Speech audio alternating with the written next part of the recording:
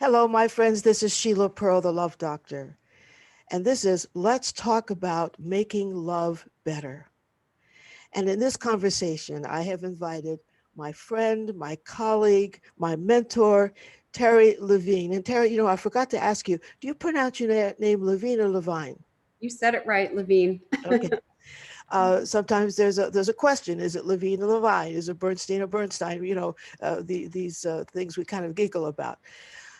And years ago, I was introduced to Terri in terms of her business called Heartrepreneurs, and having a heart-centered business in terms of business strategies and business coaching and all that sort of thing. And I also went to her wonderful on-site workshops. Was it a workshop? Was it a retreat? Or was it both? I think it was both, I right? think it was kind of a combination, yes. Right.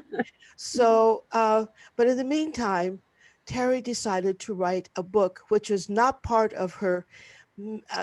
She's a indefatigable author, so she's got lots of books about business strategies and how to get more clients and how to make more money and all those wonderful things. So she's got a lot of books out there. In fact, Terri can't keep track, so I can't keep track. But the book that she's come out with 2 years ago is called About to Break. And it's about the path to true forgiveness.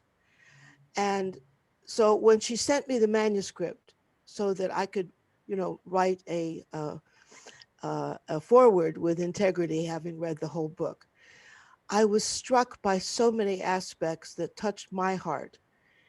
And I'm reminding myself now of why I invited Terri to be in this conversation, because in the conversation about let's talk about making love better, the question is, how do we make our loving relationships closer, more intimate, more fulfilling, more satisfying? And what I know in the work I do, I've been doing it 40 years with individuals, couples, and families. I know that true loving relationships, true connection, true intimacy, and I'm not talking about sexual intimacy, I'm talking about emotional, spiritual intimacy, comes from having a comfort with yourself, having an acceptance of yourself, being at ease with who you are. So you don't need the other person to constantly validate you. You're not in a relationship that's coming from need. You're in a loving relationship that's coming from true reciprocity and sharing. So when I was reading the manuscript and I read that Terri had gotten to a point in her life with what I call the buildup effect of things that had happened when she was a child, when she was young, and perhaps thought that with those traumatic events that she could, sweep it under the rug, had not really dealt with the trauma of that effectively. She had gotten to that point in her life where she says she could not be loving with anyone, where her heart had closed, where her ability to love others was in direct proportion to and connection with her ability to love herself. And she realized that she had gotten to a breaking point. Hence the name of the book, About to Break. So, Terri, I want you just to go with the flow today, just to share with us from your beautiful heart what in the world happened in your life that got you to the point where you were about to break or had gotten to that breaking point and inspired you to share your story and a process of forgiveness that you have now shared in this book, and you share it in the work you do, and I use it. So I use many aspects of your forgiveness process. And so my clients on the receiving end of the wonderful, beautiful work that you have brought to all of us. So Terri, share with us what you're all about now, and why the path to forgiveness is so important for all of us. Thank you so much, and such an honor to be with you. I really put on a good air in my life, where on the exterior, I look, happy and fulfilled, and people would look at me and say, "Oh, your life is so wonderful." And yet inside, I didn't feel any love for myself. And I really mean any. It was a period of a couple of years where I was always angry with myself, frustrated with myself, And I began to notice my self-talk, and it was really very damaging. And as someone who's, always helping my client family members with their self-talk, I'm like, I have to get in alignment. I have to get in integrity. And I decided to really dig deep and figure out why I wasn't loving myself, why I could teach other people to do that, why I wasn't doing it. And to speak to your point, that's when I started going back and rehashing my life. I actually got a notebook and I got a pen and I started going decade by decade saying, where was it or where is it that I started to become unloving and unkind of myself and of others? And as I started to just take these notes decade by decade, that's when experiences started to show up. In the beginning of the book, I talk about children playing. There was a group of us playing where we shouldn't have been playing, and we made a big box that was there from construction efforts. And some children came along and literally tried to burn us alive in the box. And I was very tiny and had a lot of trouble getting out. My friends got out easily. I barely got out. That had bothered me, Sheila. That had like sat with me my whole life. And what you said about sweeping it under the rug was true. And then a series of things, anything and everything that I did in my life that I felt badly about, even though you can't fix the past, right? Everything that, oh, I wish I did this, I wish I said this, they were all boiling within me. And I was unhealthy physically, emotionally. I could conduct business and help the whole world in business. I wasn't fulfilled. No matter how much money I made, that didn't matter. In here, something was missing. So, And Terri, I'm going to just jump in and just observe that the metaphor here, I think that the through line for our conversation is what I call the fire in the box. The fire in the box. And I know that you have some profound health issues. And I'm thinking of your body kind of representing the fire in the box. So excuse me for interrupting you, but I wanted to kind of, underscore that the fire in the box, folks, you can't ignore it. It will get you every time. So I promise I'm not to interrupt you. No, I'm glad you did, and I'll speak to that because the audience may not know. I actually have a neurological disease. It's called reflex sympathetic dystrophy, which is called the disease of fire or burning. Now, think about that. I mean, Terri, it's stunning. It's stunning how our body knows everything, reflects everything, and is constantly telling us something. 100%. And if we listen, right? If we listen, of course. So I had not been listening. And in this journaling exercise is when I realized I'm broken or I'm on the verge of breaking and I have to do something about this. And I had gone through Colin Tipping's process of radical forgiveness. It's a marvelous process. I'd shared it with clients. And I kept doing that over and over again. I'm like, something's still missing. And then Ho'oponopono. And I'm like, something's missing. And I started to put pieces together. And all of a sudden, it's like a jigsaw puzzle. They just fell into place like, oh, that's how it all goes together. And I created this process for myself. And I do mean all of a sudden, as I began to weave this process together, I started to love myself more. I started to eat better. I started to take better self-care, sleep better, get some quiet time, breathe deeper, meditate. I started to have my heart open more and more and more, first for myself and then towards others. And a client of mine said to me, whatever you're doing, I don't know what you're doing, I see a difference.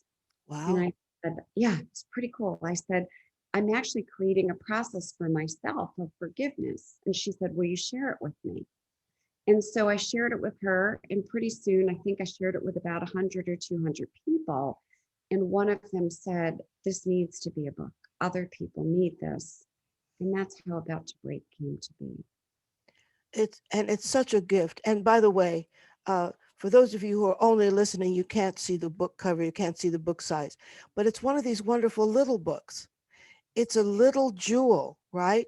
And it's not thick. It's you can navigate this easily and use it as a handbook. That was my goal. And it was interesting. You mentioned the size of the book. I said to my publisher, I want this to be like a gift that we can also give people. And anyone I felt I wanted to make amends with, I have given away so many copies of the book and I've shared the book in that way.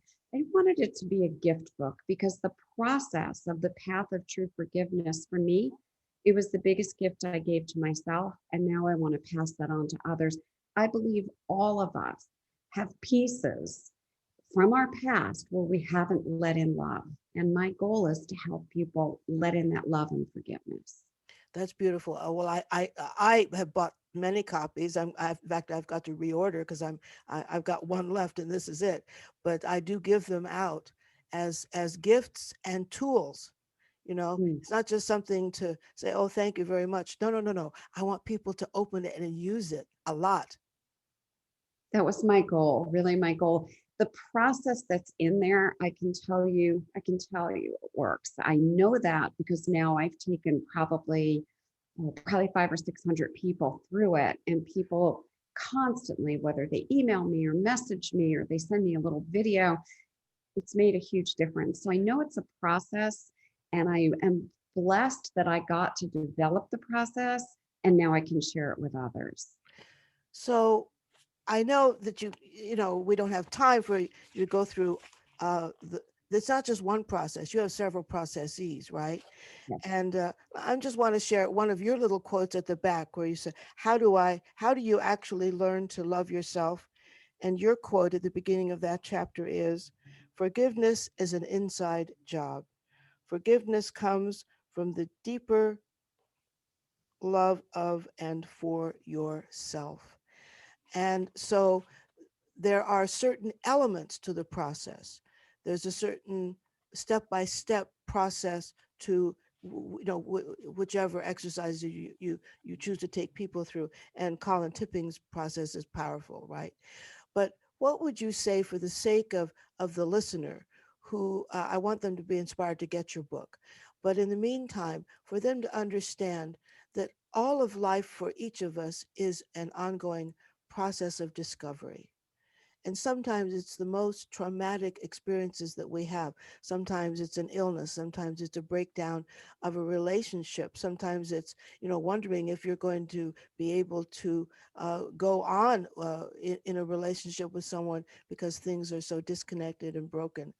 And for you to remind us that there's always a light at the end of the tunnel, there's always hope.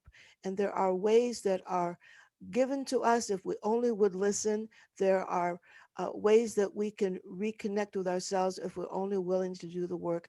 And would you share with us what you've discovered is absolutely what we call fundamentally elemental, just kind of the elemental ingredients in that process? What would you, kind of underscore for us? Well, the first thing that I would say is be willing to let go. And I really mean this. Whatever has happened in your life up until this moment, it's in the past. Let it be, let it go. There's no reason to beat yourself up over it. In fact, I look at it the way you said, it's a learning, it's a lesson. I wouldn't be where I am today, none of us would, without all that stuff in the past. So accept it as perfect. It's perfect no matter what has happened, even when it's something that you think you don't understand. That's really tragic. Yes, and that is part of life. That is part of the journey. There are things that happen. So that's the first step. Okay, could I interrupt you? I'm sorry, I'm breaking my own Thank promise, you. but I have a family situation. I'm not going to mention names, but it's extremely painful for me because three of my grandchildren are not available to me because of this brokenness in the family. And the brokenness that occurred is something that I have to say I'm not able to forgive. uh, and so I'm struggling with that. I've forgiven my father for abandoning me and my brother and turning his back on us. I've dealt with that. I've forgiven others for betraying me and hurting me and breaking my heart. I'm able, but this one thing, it's like a sticking point because it was something that was done with such forethought and deliberateness and injured my other two grandchildren in the process. I don't know if I can let it go. So help me, because I I love don't think I'm alone in the world. I think there are a lot of us out there who have things that we're still holding on to. And it's almost like if I let it go, I'm somehow making it okay. It's not okay. All right. So that's the first shift. It is okay. That's the first shift. Well, It that's hard. is okay. That's hard for me to, I, I understand. So right? let me explain. Let me go deeper. We don't necessarily understand other people's behaviors. We don't understand their behaviors because we are not them. We see, oh, that's how it affects me. My new belief system as I was going through this process is I need, for me, I need to let go and I need to forgive everyone. No matter who says what, who does what, I'm not in their head. I'm not living their life. I don't think like they think. Don't necessarily behave the way they behave. However, we're each on our own journey. I look at it as a movie. People are making their own movie. I need to just focus on my movie. Yes, maybe your movie seems to be interrupting my movie. I had this dream vision with my grandkids, and now I don't have that. However, I have to accept that you have a different movie. And I really mean this because if we walk around saying, I just can't forgive this, I can't let this go, the only person, really breathe this in, the only person who struggles and suffers is ourselves because we replay that over and over. I can't believe this person's doing that. This is horrible. This is so wrong. I feel so sad. So, what I do now, not in the past, is I choose to let go. I choose to say, you know what? I can't walk around feeling badly about this day and night because this does not feel good. I want to choose an emotion that allows me to have more freedom and more love. And so let me share something just really, really interesting. I have a client who had not spoken to his ex wife in 5 years, and she wouldn't let him speak to his children for 5 years. They couldn't call him, they couldn't email him, and he had no custody. So he was broken up about this. And he was just, I'm going to use the word hateful. He was just very angry and raging. And I said, all I want you to do is start finding her good qualities, sending her love, thanking her, blessing her. 2 months, and he was like, I'm not getting anywhere. Month three, he started to make a little bit of a shift, just a little bit. Shockingly, in month four, she called him one day and she said, the kids really want to see you. I'll let you see them on Sunday. Now, this was 5 years of not seeing his children or speaking with her. That has come now to be that they share joint custody. When you say, well, how did that come about? He changed his feelings. He changed his feelings. Got it? I got it. What I also get, Terry, is that everything is energy. Yes, Every ma'am. thought, every belief has an energy, and that we don't fully appreciate the power of our thoughts, on our feelings, on our emotions, and our beliefs because they have a ripple effect. I don't claim to understand it, but I know that that's the way the universe works.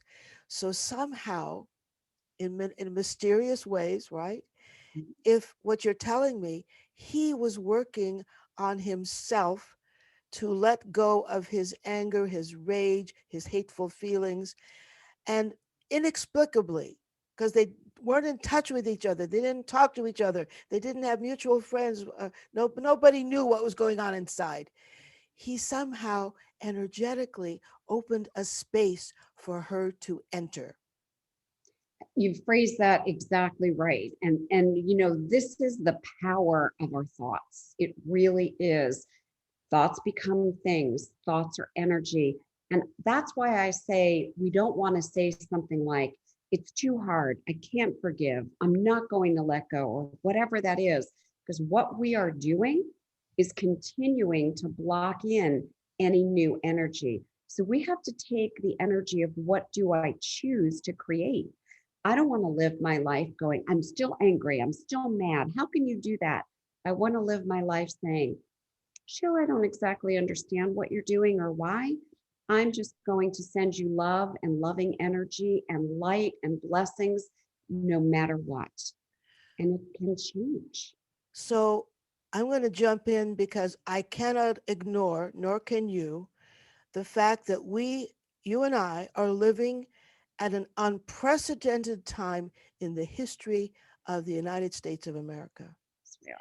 in which we are literally split right down the middle in terms of there being sides, there's being polarity, there's being attacks and counterattacks, there's division everywhere, there's anger, there's vitriol, and everyone thinks they're right on all sides of the question. Everyone thinks they're justified in behaving in ways that normally we could all agree is not okay.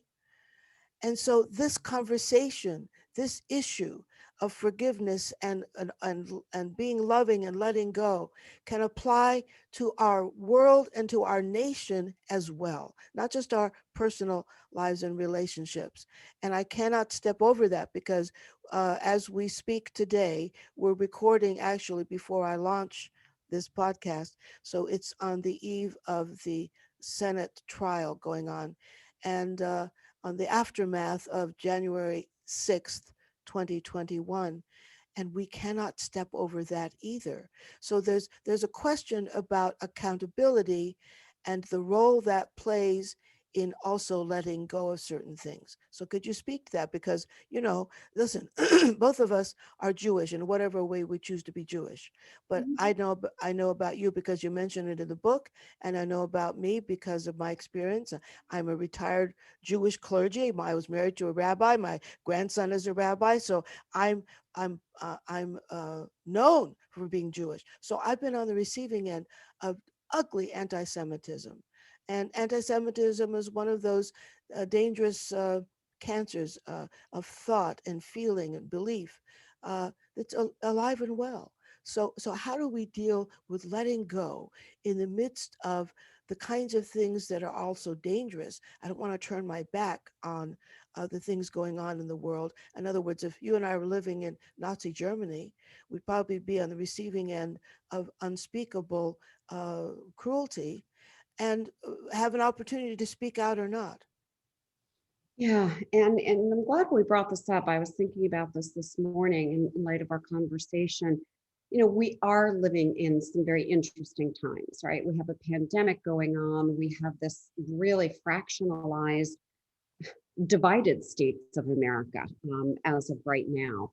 And I noticed for myself, just on social media, people's comments were beginning to be very cruel and very mean and actually kind of hateful to each other. And I said, what can I do? What can I do? I don't want to be angry at everyone and I don't want to walk around being angry.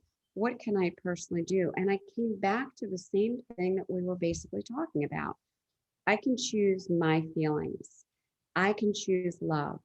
I can choose peace. And so when I noticed, and I did, especially on January 6th, I was so filled with anger and upset, and then I couldn't sleep. And I said, okay, Terri, what can you do? And all I can do is be loving of myself, of others, send love and light. I don't understand others. I may not understand their viewpoints. I certainly don't understand when anyone is anti anyone or anything, whether it be someone for their religion, their color, their beliefs, their culture, their size, their shape, their sexuality. I don't understand that. All I know that I can do, all I can do in the world is just send love back out to the world. Be loving, be kind, send loving messages, send messages of hope and peace. And that is all I can do as one human being on this planet is be love. Well, to that end, and it goes to the work that I do with couples with their grappling with their conflicts. My tagline with them is seek to understand. Don't seek agreement.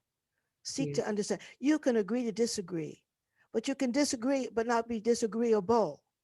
Oh, I like that. Mm. And I have many friends and clients and colleagues whom I love dearly who think very differently from me. And I'm not a member of any party, but, in terms of both sides of the aisle kind of thing, they might have voted differently from me, this kind of thing. And my approach, because I love them, is I seek to understand. I don't seek to be right. I Mhm. don't seek agreement. And it's magical, Terry, because Mhm. I've maintained loving relationships with people on Facebook who were, sometimes I'd be very strong about my point of view or whatever, because when you see tyranny in the making, you cannot remain silent. And so I did not remain silent. And yet that was my observation, but I don't demonize other people for seeing things differently, right? So I've maintained my loving connections with people on Facebook I've never met who claim to still love me, although we differ, in view or opinion. Um, and I've maintained my loving friendships with people who see things very differently because why? I seek to understand. Yeah, let me speak to that for a moment. I'm really glad you brought that up. None of us are in the other person's shoes completely, the other person's body, the other person's head. We don't have the same exact experiences. Our wiring is different, our beliefs were brought into the world differently. So while I don't necessarily agree with somebody else's viewpoint, um, it's not up to me to convince them. It's not up to me to argue with them. However, I do take a stand in what I believe. And I don't hold that that's right for everyone. And then I'll look at what you believe and I'll try it on. That to me is the seeking to understand. Let me try that on. Maybe if I live like you, was brought up like you, whatever, I might also believe that. So I'm going to honor your beliefs and accept them. If they are, to burn down the Capitol and behead people or whatever it might be, no, I don't agree with any of those behaviors. And I don't quite understand what has brought someone to that point. And that's when I let go and just shine love on them and say, I don't get it. There's something going on here that I don't get. However, I'm not afraid, and I recommend this to people, stand for your values, stand for what you believe in. You don't have to argue with anyone. You get to hold what you believe. And then I let them hold what they believe unless they're hurting me or harming me. Exactly. I think you're pointing to the distinction between demanding that others agree with you versus just being a stand for how you think. And Ruth Bader Ginsburg and Anthony Scalia were a great example of how two very good friends who differed about almost everything would enjoy dinner parties at each other's homes and go to the opera together and sip a really good wine together. So you can agree to disagree, but you can be a stand. I mean, certainly both of them were known for being strong and standing tall in their beliefs, their values, and yet they agreed to disagree, but not to be disagreeable. I love that, the not disagreeable. And politely, we can certainly disagree with each other. I mean, there's so many people on social media that hold all different views and positions. And as long as they're respectful, I am so open to going into their shoes and trying to understand their position. And I am seeking. I believe that the word that comes to me the most is curious. I'm so Yes, curious, right? Human yes. behavior. I'm curious. Oh, why do you think like that? Not to have you think the way I think. I want to understand, as you said. I'm curious. Tell me more. And I really listen. I don't argue. I listen. I let it in, and I say, somebody else's point of view. You know what? I often say to couples and people generally when I'm speaking at a in an event or whatever. Not these days. I do things on Zoom, but anyway. Uh, but I think curiosity is the secret sauce. I Mhm. think curiosity is the key to connective tissue. Oh, I love that. So I'm going to say that again. I do believe, and I've found that curiosity is the connective tissue for loving connections and intimacy, because you can be Mm. curious without judgment. You can Let's be talk about the judgment piece then, because okay. that's Yes, go ahead. so. One of the things I noticed in my about to break process is that I was really good at judging everyone and holding grudges after I judge someone. Like, Oh, oh, that the grudge piece. The grudge piece. If you don't get the book for anything else, get it for that chapter on the grudge. I love it. Go ahead. Yeah, that's my favorite chapter you're too. right. I just looked at it, my gosh, I'm holding grudges about something that happened to me when I was 5, 10. Like, what is going on with I was thinking of my head as a computer. I'm like, it has all this data that we need to clear out. And then I was very much realizing I was holding a judgment robe. Like I was some special person on the planet who had the right to judge everyone. The biggest relief, Sheila, that I've ever had is taking that robe off and saying, I have no idea about anything. I'm just going to be open and curious about everyone and everything.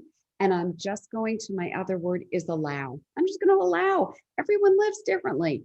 I'm not here to judge. So I'm taking a wonderful course right now with the two coaches in bold conscious leadership, and one of the signature values in being bold, a bold conscious leader, is humility.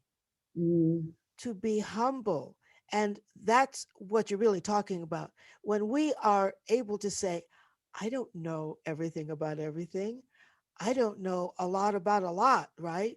And to be willing to be humble. Really, every good leader must be willing to be humble, because if you're not, you're arrogant. And when you're arrogant, you think you already know. And if you think you already know, how in the world are you going to listen to anybody else?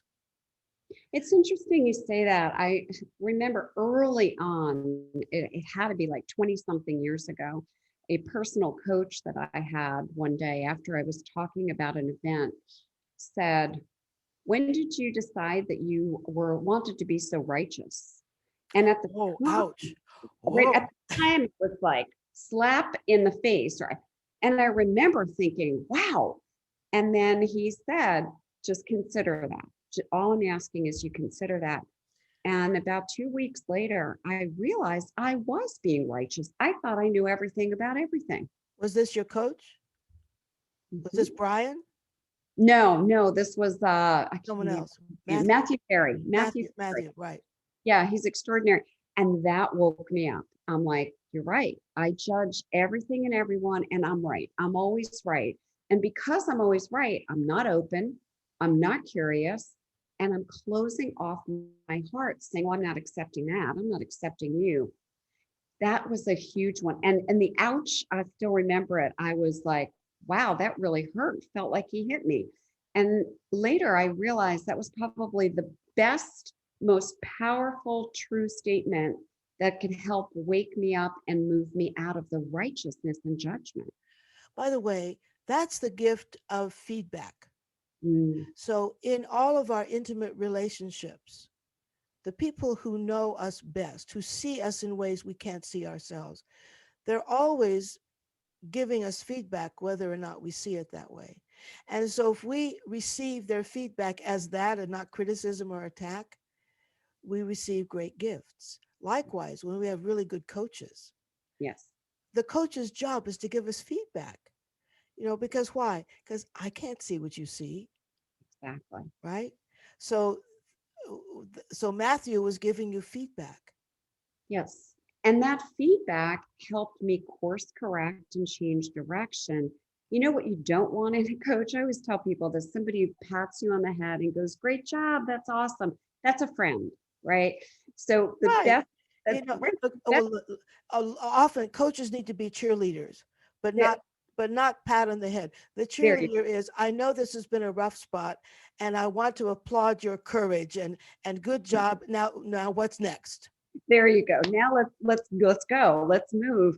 And I will say that was, one of the best moments was when he said that.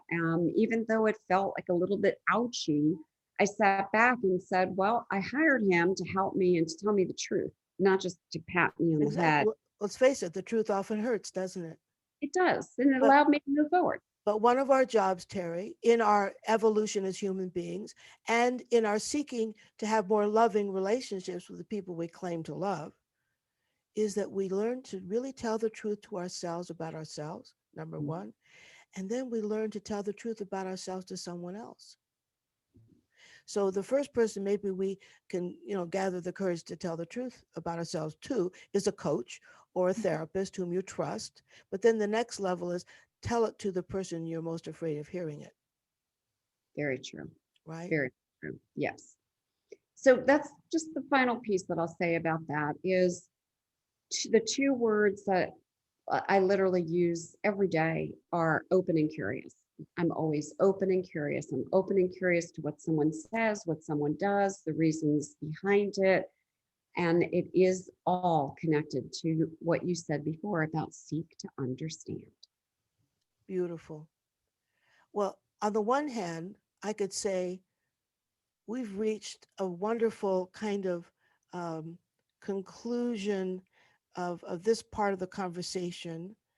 I feel like the arc has gone up here and then and down to this beautiful point. Say that again. Open and curious, two most important words. And then really come from a place of I really want to know. I really want to understand. And that's where the love comes from. It's where the openness and the love comes from, allowing other people to be different than you and think differently. Beautiful. However, if you're willing to spend the time, Terri, I would like to expand this part of the conversation to digging a little deeper for the sake of our listeners and those who are watching us as well on YouTube. I want, so many people say to me, I understand the value of self love, but how do I do it? How do I learn to love myself if I never had anyone to teach me how to love myself? I often say, I wish for everyone that they had a mother like mine. Mhm. Because when I looked in my mother's eyes and my grandmother's eyes, I saw nothing but acceptance and love. You know, the message I got was, I'm beautiful, I'm wonderful, I could do anything I want, right? So that that for me is easy, right? So it's easier for me to access self-love because I had nurturing from my mother and my grandmother, not my father, who turned the back on me and my brother, right? And on his deathbed at the age of 46, he was young when he was dying. He asked my mother, my brother, and me to come to his deathbed to ask our forgiveness Mhm. for treating us like we were dead. And my brother has not yet forgiven. I have, but that Mhm. wasn't easy. Mhm. It took a while. So, so if I were to reference my father, and as a result of his closing his, heart on us and locking us out of his life and treating us like we didn't exist, as a young woman, or the teenager, my question always was, "Well, what's wrong with me? There must be something wrong with me. Why doesn't Daddy pay attention? Why is Daddy able to ignore us?" So that leaves that doubt and that question in terms of self-love and acceptance. But luckily for me, I had a mother and a grandmother who gave me that sustenance, right? But Mhm. Terri, I have people come to me all the time over the past 40 years who have had a mother and or father who said to them, "You shouldn't have been born. You're a piece of you know what. You're an inconvenience. I hate you. Get out of my face," or that kind of thing. And how do these people who have no reference point find self love? What have you discovered in your process with all the people you work with the digging deep with yourself? How can we help others understand that they still can find it? How Mhm. do we do that? It's a great question. And it is in there. We all have the capacity to love ourselves. However, what other people have said to us consciously, unconsciously, it gets in there. And it, in a way, kind of like messes with our heads. So, the very first activity I ask people to do is to get a notebook, get a journal, and always write. Don't keyboard. Keyboarding lets you use one hemisphere of the brain, writing engages both and opens creativity.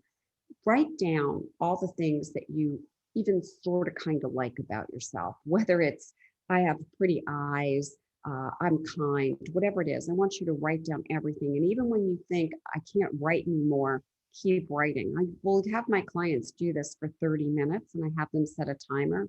And people go, well, after three, I have nothing else to say. Keep going, keep going.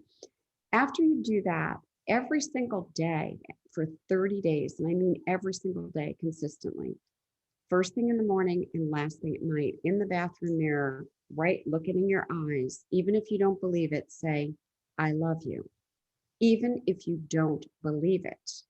The first times that I started to say that, maybe 5 days in a row, I felt like a fraud and a phony.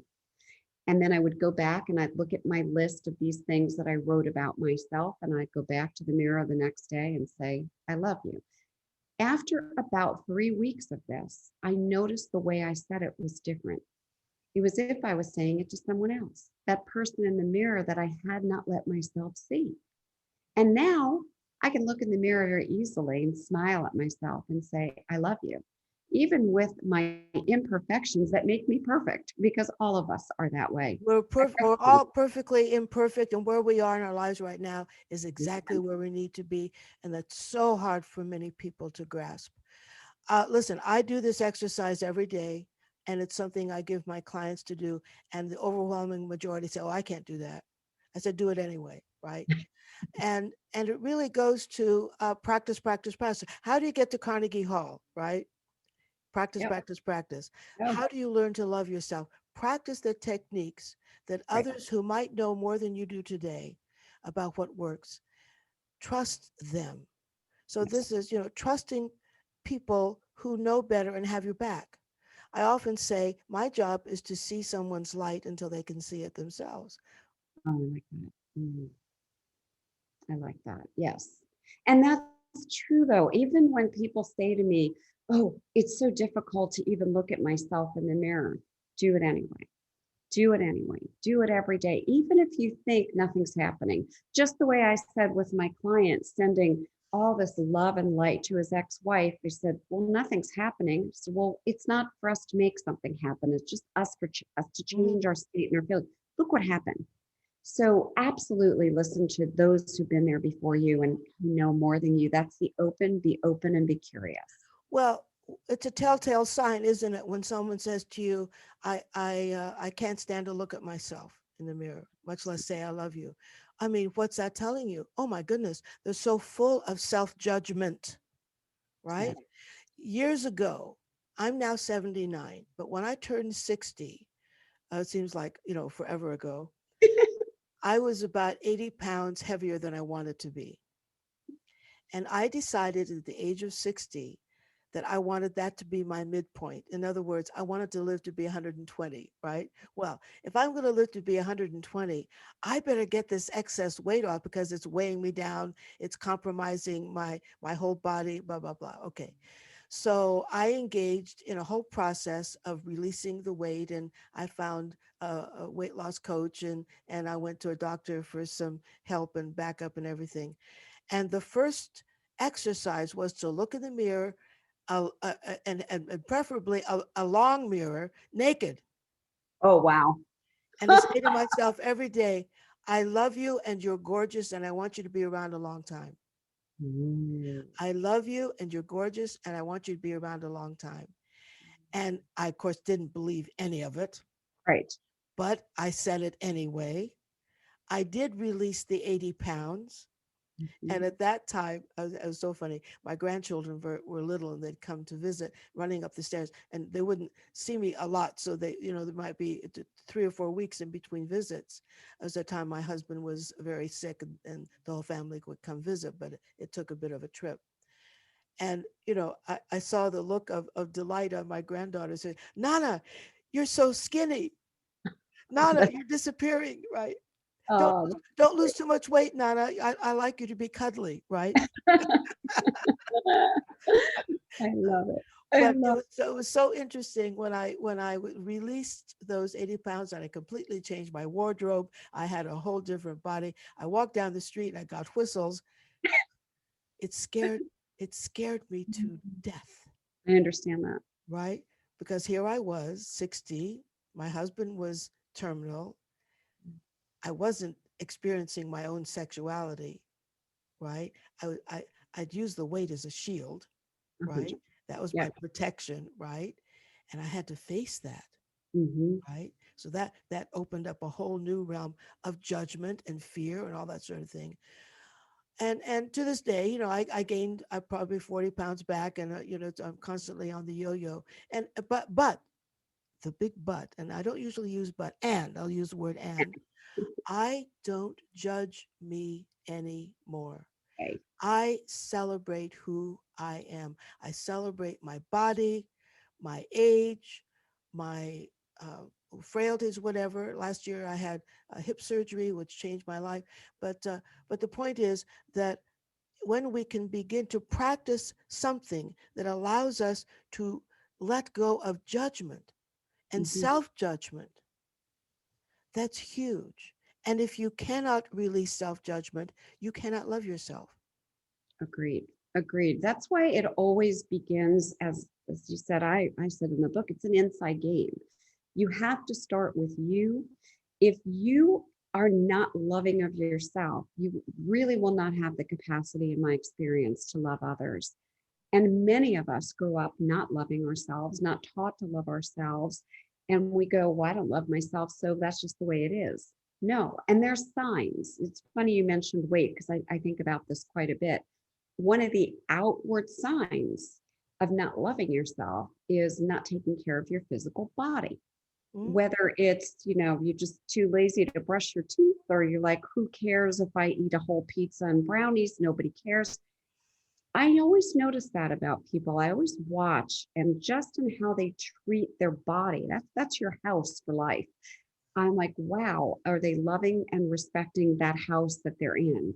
And so I've noticed that in my own life. I've probably been every weight under the sun. I think my wardrobe could be every size on the planet. And I always notice that when the weight has creeped back up, there is something that I am not loving about myself. And it's not that I don't love myself because I gained weight. It's like, no, some things have added up and then I put some pounds on. So I really ask people who are watching and listening us just notice, are you taking extraordinary care of yourself? And I mean extraordinary mentally, physically, mhm, spiritually, emotionally. That's how you love yourself. mhm. During this period of COVID, Mm, most of us found ourselves going more within, and having the challenge of being more with ourselves than we're used to being. yeah, definitely. Right. Um, and I found that to be kind of an exciting challenge in many ways. And I also discovered that I can be very busy in the work that I do virtually. So my practice actually doubled and tripled during this past year. I learned how to pivot and all that sort of thing, right?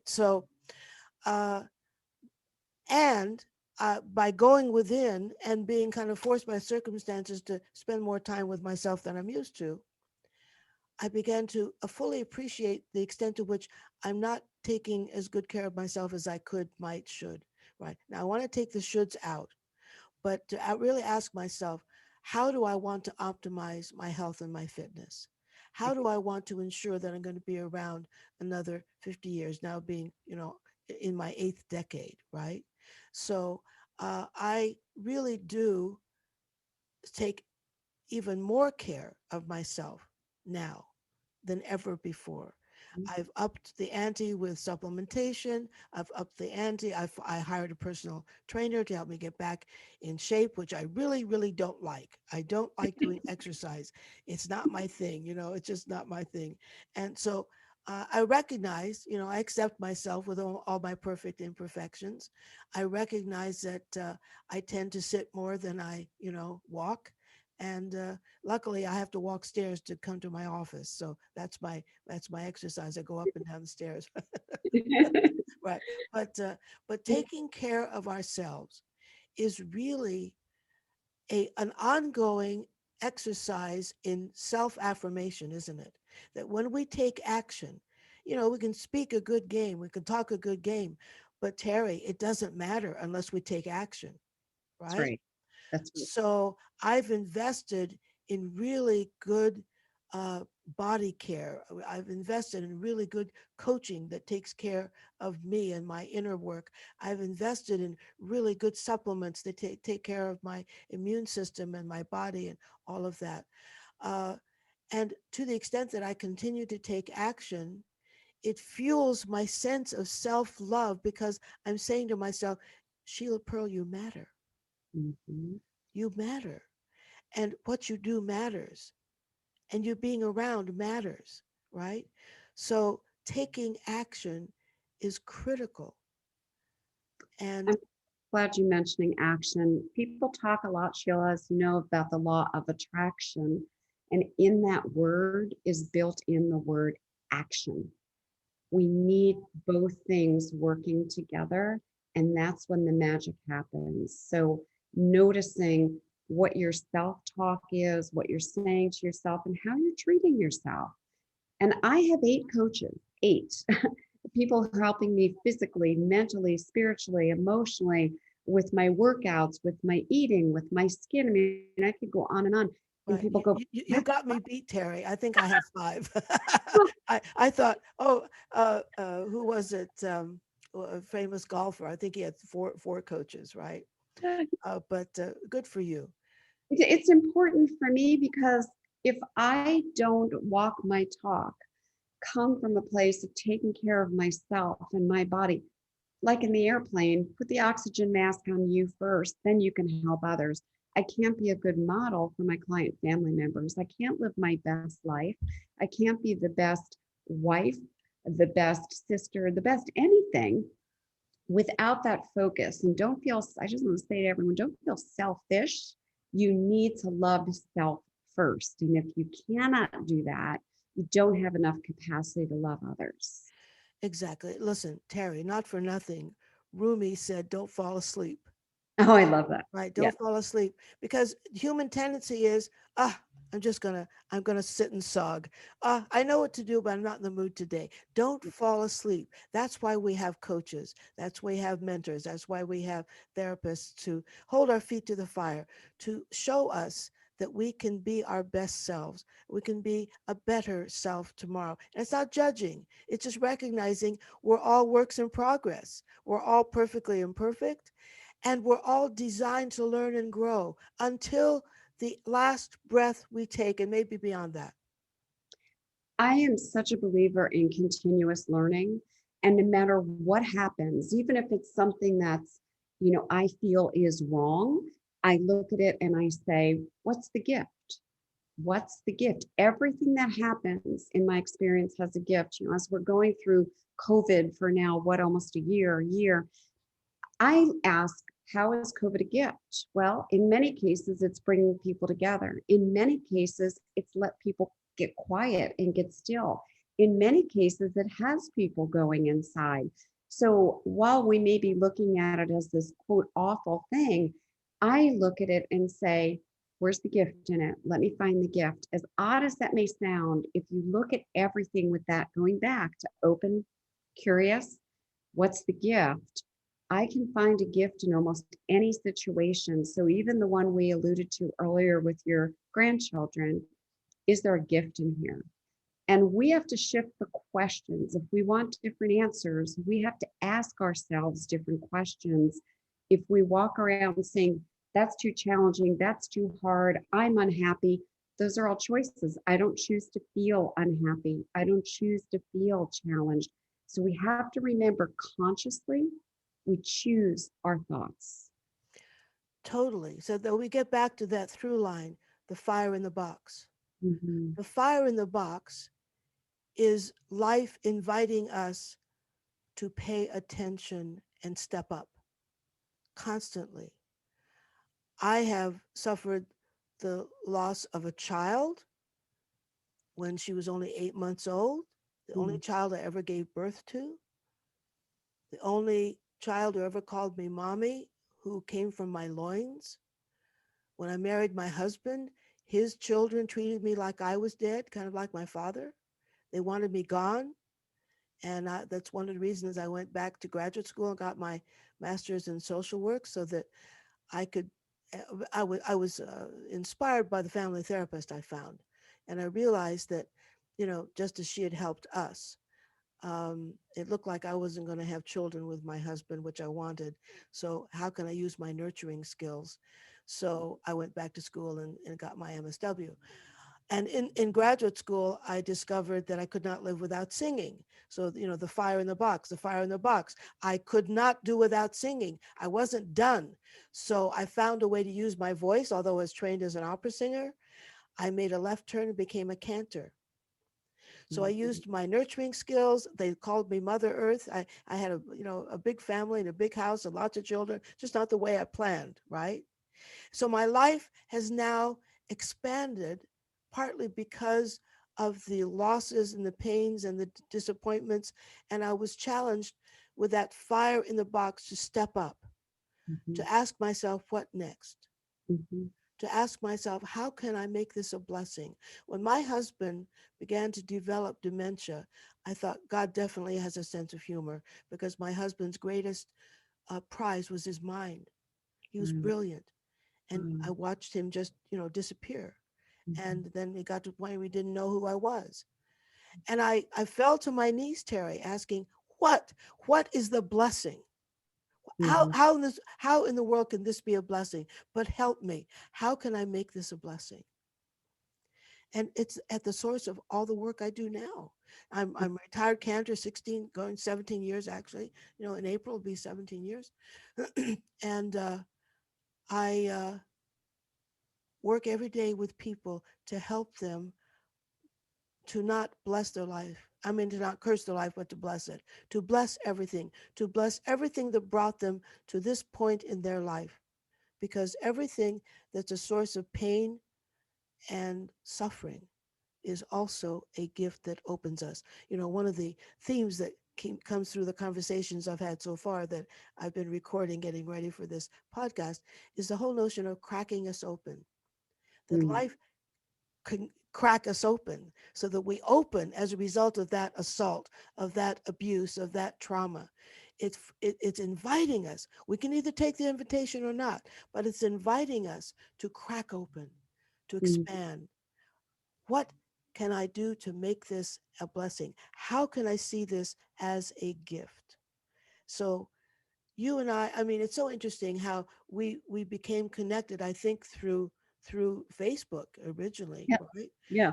And I felt such an alignment with you. And it's often it takes a while, maybe it takes a conversation of this import to really discover all of the elements within both of us in our lives that we intuitively, instinctively, unconsciously, spiritually felt this connection, which I felt with you.